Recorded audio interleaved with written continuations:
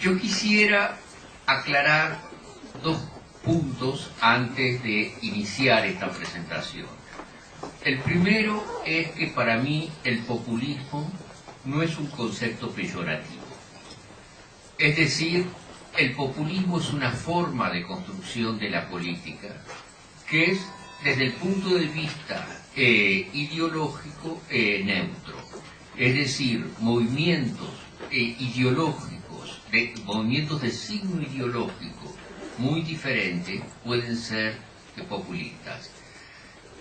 Nosotros tenemos populismo, yo creo, en el caso del fascismo italiano, pero también tenemos populismo en el caso del maoísmo.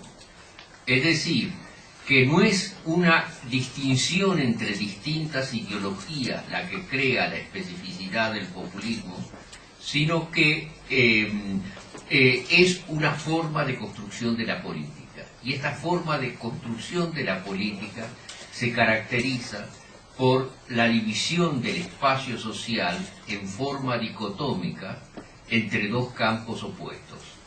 Lo que caracteriza al populismo es que se apela al pueblo, a los de abajo. En inglés hay una palabra muy clara desde este punto de vista, al underdog.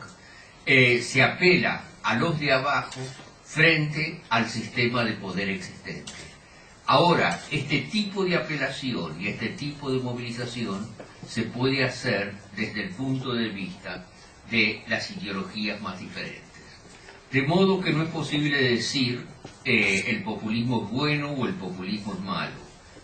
Uno puede oponerse a una movilización populista y al mismo tiempo uno puede defender una posición populista, pero esto depende de otros factores que no tienen nada que ver con la construcción populista o no de la política. ¿A qué se opone el populismo? Se opone fundamentalmente al institucionalismo radical, es decir, a una visión de la política en la cual no hay confrontación entre fuerzas opuestas, sino que hay una unificación de todo el espacio comunitario en torno a ciertas formas institucionales dadas. Todo esto lo voy a explicar en un instante. El segundo punto preliminar al cual quiero hacer referencia es que todo esto, para ser plenamente explicado, requiere entrar en una serie de aspectos teóricos que se me ha pedido que los limite al máximo. Lo que estoy tratando de hacer es reducir al mínimo todo este lenguaje técnico y presentar un argumento político que espero que sea coherente. Empecemos entonces planteando cómo surge una situación a partir de la cual el populismo es pensable. Voy a tratar de presentarles un diagrama aquí, en el cual ustedes pueden ver cómo la división dicotómica de la sociedad en dos campos emerge originariamente. Supongamos que tenemos una sociedad en la cual existe un régimen altamente represivo. Ahí nosotros tenemos un régimen represivo y por el otro lado tenemos una serie de demandas sociales a las cuales este régimen represivo no responde. Supongamos, sin embargo, que en esta situación, en un punto dado, emerge una demanda social particular. Supongamos, por ejemplo, que los obreros metalúrgicos en una cierta localidad comienzan una movilización por el alza de salarios. Esta llamémoslo demanda 1. Esa demanda 1 inmediatamente aparece internamente dividida. ¿Por qué? Porque por un lado es una demanda particular, el alza de salarios, pero por el otro lado, por el hecho de ocurrir en un contexto altamente represivo, todo el mundo la vive como un ataque contra el sistema. O sea que desde el comienzo hay una dimensión más universal en esta lucha. Por el hecho de que hay una dimensión más universal en esta lucha, esta alimenta en otra localidad una demanda completamente distinta. Por ejemplo, demanda 2, la demanda de los estudiantes por contra las formas disciplinarias que existen en los institutos educativos. Desde el punto de vista del particularismo de las dos demandas, estas dos demandas son completamente diferentes la una de la otra, pero por el hecho de que las dos se oponen a un régimen represivo, las dos establecen entre sí una relación que hemos llamado de equivalencia. Es decir, es el semicírculo superior el que establece la relación de equivalencia, mientras que el semicírculo inferior se mantiene el carácter diferencial entre las dos demandas. Y así, en una tercera localidad, por ejemplo, los políticos liberales comienzan una campaña de movilización por la libertad de la prensa. Llamamos a esto demanda 3. Y entonces aquí se da el mismo fenómeno, un semicírculo superior que crea la equivalencia entre estas demandas y un semicírculo inferior en el cual el particularismo de las demandas se mantiene. Y así podemos seguir indefinidamente viendo que una serie de demandas se unifican en torno a lo que hemos llamado una cadena equivalencial. Ahora, esta cadena equivalencial potencialmente constituye un pueblo y es la base para la emergencia del populismo. Es decir, que hay, por un lado, una división del espacio comunitario entre dos campos opuestos y por el otro lado, la estructuración de un campo popular en torno a una serie de demandas que son parcialmente diferenciales y parcialmente equivalentes. Esto, sin embargo, no es suficiente para constituir un pueblo. Lo que es necesario es que en cierto momento esta cadena equivalencial pase a ser significada como un todo, simbolizada como un todo. Es decir, se necesita, para usar aquí sí un término técnico, un significante que no aparezca ligado al significado específico de las demandas individuales, sino que signifique la cadena como totalidad. Ahora, ¿cuáles pueden ser cuáles son los medios de representación de esa cadena como totalidad? Evidentemente, solamente se dan si uno de estos eslabones de la cadena, aparte de representar la particularidad específica de esta demanda, asume la función de representar la cadena como un todo.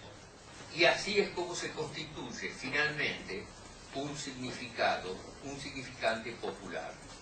Y el populismo es la cristalización en torno a un cierto significante de esta totalidad de formas de lucha que, libradas a sí mismos, hubieran quedado reducidas a una cierta particularidad.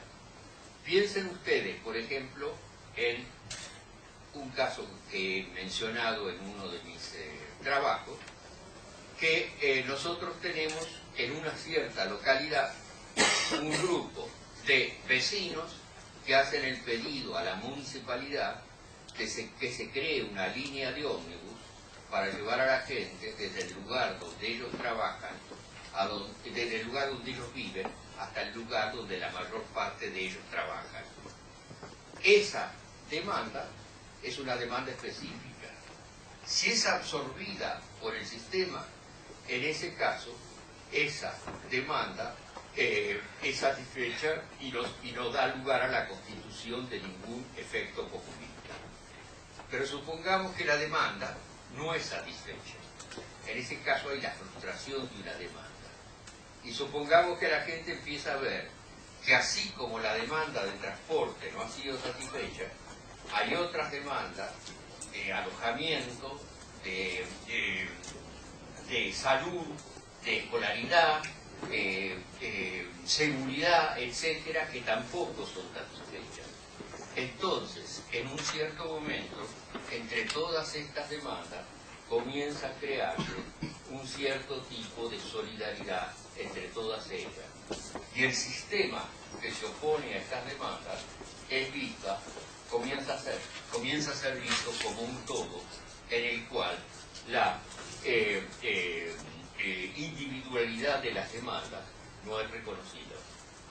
Es decir, por un lado hay una universalización de estas demandas en torno a una cadena equivalencial. Y por el otro lado, el punto de cristalización de esta cadena equivalencial es la universalización de una demanda particular. Pero por el otro lado, del otro campo, también se produce el mismo efecto de universalización. El enemigo es visto cada vez más como un todo a medida que esta cadena equivalencial se expande.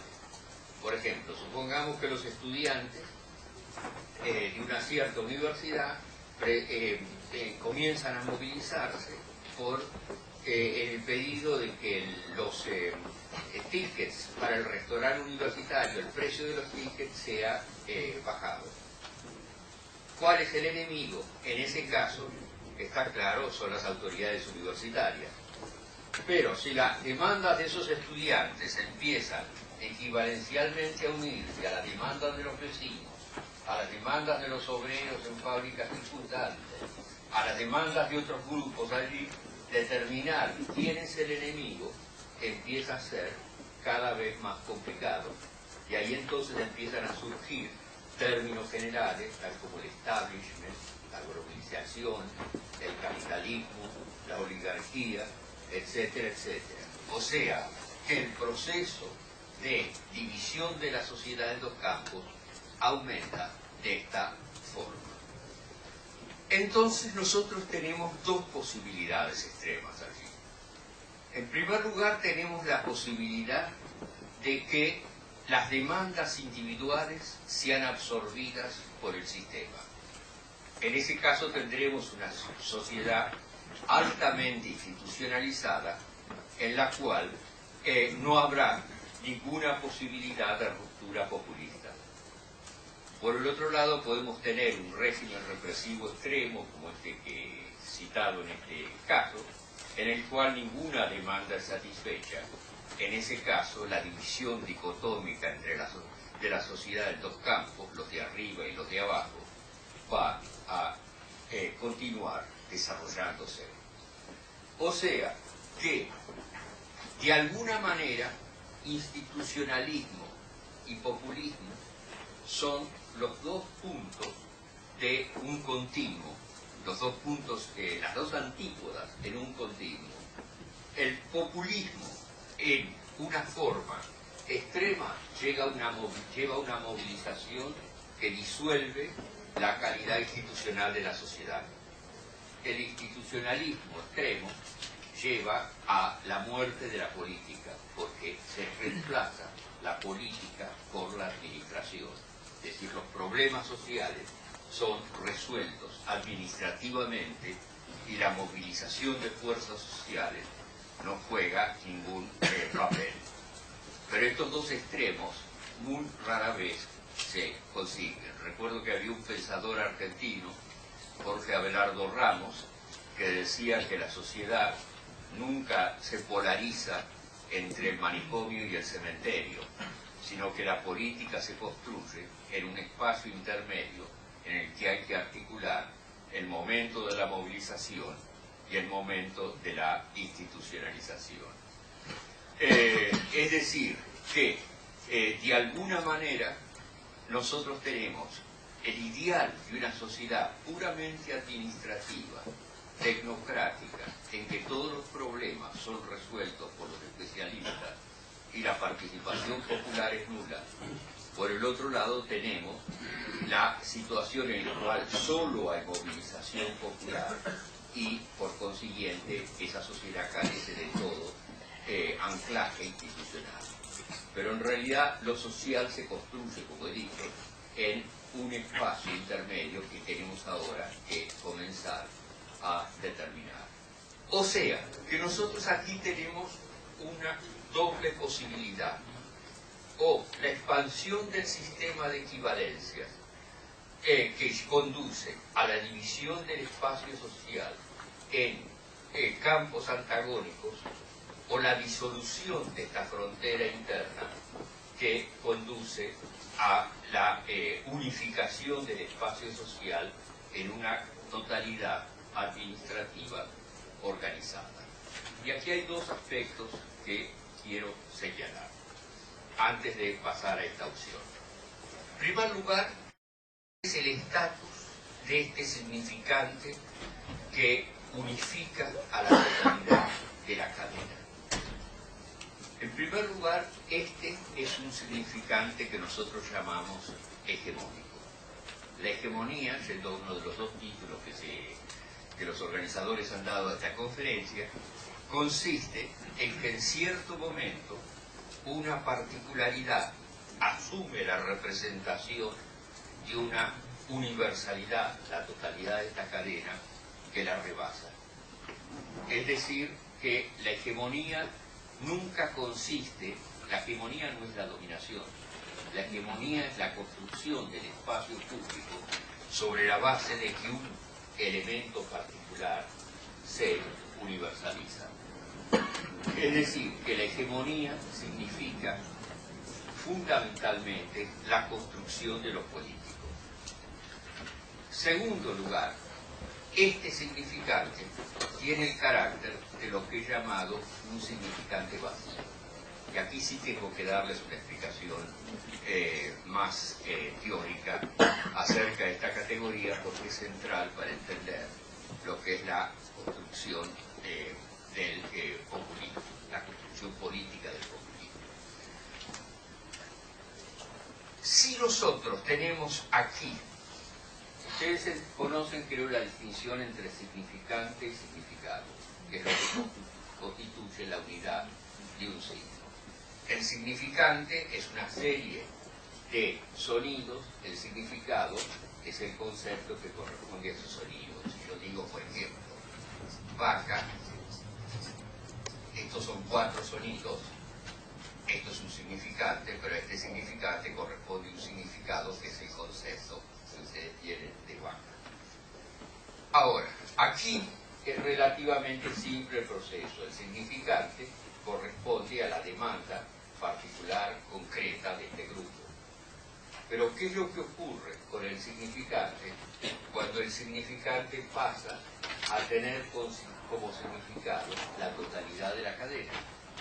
Lo que empieza a ocurrir en ese momento es que el significado pasa a ser esencialmente impreciso, porque es a través de ese significante que la unidad de la cadena cristaliza en una cierta totalidad.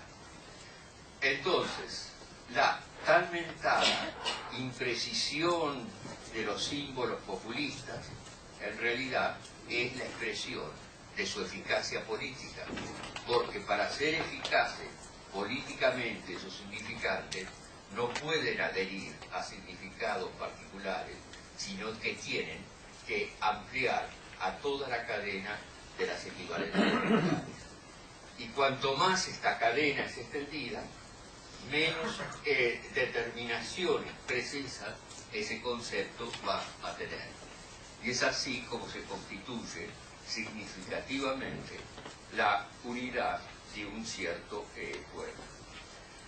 O sea, que esto significa que para entender al populismo hay que entender primero la constitución de una cadena equivalencial, segundo, la forma en que ciertos significantes se desgajan de esta cadena equivalencial y pasan a representar la totalidad de la cadena.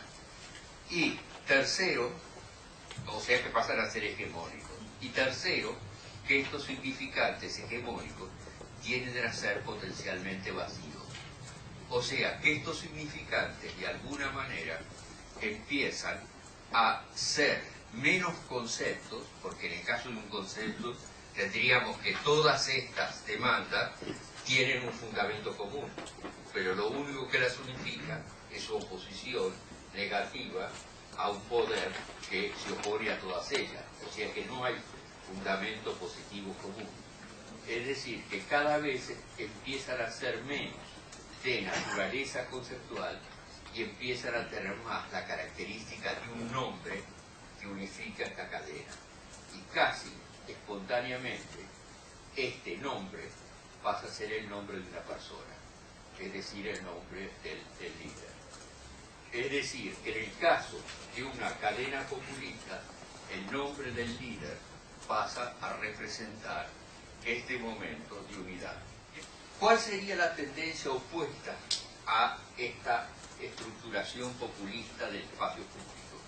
Sería, como digo, una dimensión institucionalista.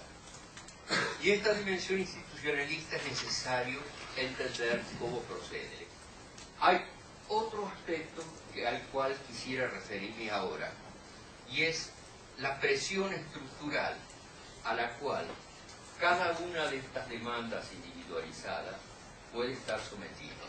Porque hemos hecho aquí hemos introducido un supuesto simplificador. Hemos presupuesto que esta frontera es una frontera estable. O sea que los que están del otro lado de la frontera, el régimen represivo, son totalmente estúpidos. Pero en general no son estúpidos. Y tratan de mover la frontera en un sentido que favorezca sus propios intereses. Y una forma de favorecer sus propios intereses es crear cadenas equivalenciales distintas que absorban con un signo político opuesto algunas de las demandas populares y quiebren la estabilidad de esta cadena equivalencial.